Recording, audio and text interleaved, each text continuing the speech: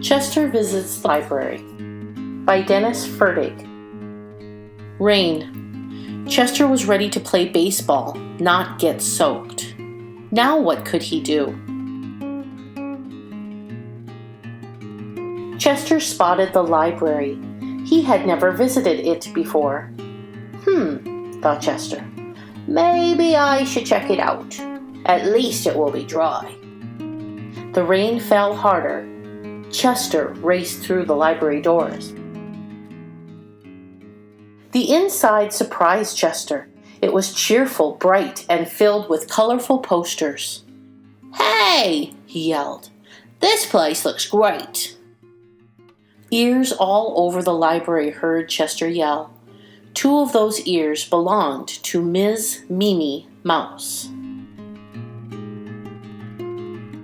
Mimi loved the library. In fact, she lived there, right behind the checkout desk. Mimi loved to help library visitors, too. "Now who is making all that noise?" she asked herself.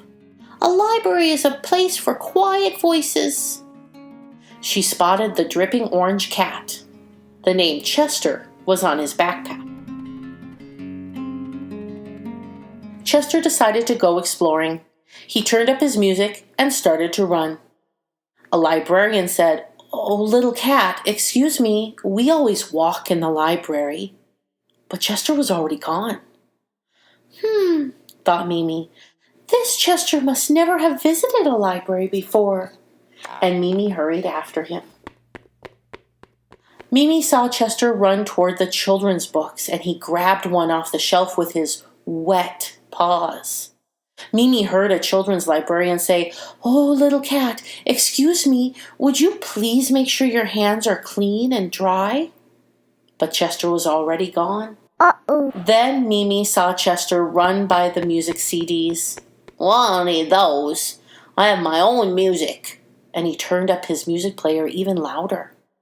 Mimi heard the librarian say, "Oh, my little cat, excuse me, we always turn our music players off inside the library." But Chester was already gone. Next, Mimi saw Chester run past the DVDs. He read the sign. "Cool! Here's a movie about baseball." He grabbed the DVD and put it in his backpack. Mimi heard the librarian say, "Oh, little cat, excuse me, you need to check out your movie first." But Chester was already gone. That Chester is fast, thought Mimi. She didn't know where Chester had gone, but then she heard him yell, "Free stuff!" Mimi scurried toward the voice. Oh no, Chester was grabbing the papers and pencils that were next to the computer catalog.